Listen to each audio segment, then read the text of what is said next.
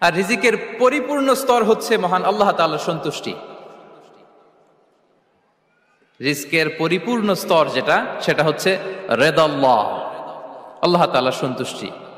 আমার আল্লাহ যদি আমার উপর সন্তুষ্ট হয়ে যায়, আমাদের আর কিছু লাগে? আর কিছু লাগবে? এটাই তো আমাদের এক্সপেকটেশন, এটাই তো আমাদের কামনা বাসনা, এটাই আমাদের ইচ্ছা যে আমার আল্লাহ আমার উপর সন্তুষ্ট হবেন। এটা হচ্ছে পরিপূর্ণ স্তর রিজিকের। এটা যে পায় তার আর কিছু লাগে না। এবং এটা মানুষ নিশ্চিত হতে পারে যখন সে দুনিয়ার জীবনকে শেষ করে আলামুল বারজাখের দিকে যেতে শুরু করে। তখন তাকে বলা হয়, ইয়া আইয়াতুহান নাফসুল মুতমাইন্না ইরজিই ইলা রাব্বিকি রাদিয়াতাম মারদিয়া ফাদখুলি ফি ইবাদি ওয়াদখুলি জান্নাতি। হে প্রশান্ত আত্মা, হে প্রশান্ত আত্মা, প্রবেশ করো, তোমার রবের দিকে চলে এসো, সন্তুষ্ট চিত্তে সন্তোষ ভাজন হয়ে আমার কাছে এসো, আমার জান্নাতে প্রবেশ করো। সুবহানাল্লাহ বিহামদি।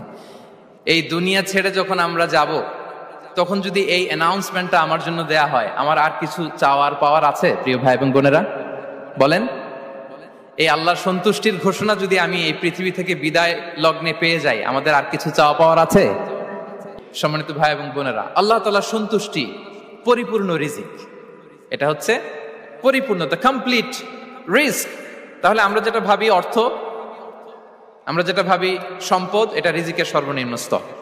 সর্বোচ্চ স্তর হচ্ছে fitness, physical and mental fitness. সর্বোত্তম স্তর হচ্ছে পুণ্যবান স্ত্রী, নেককার সন্তান।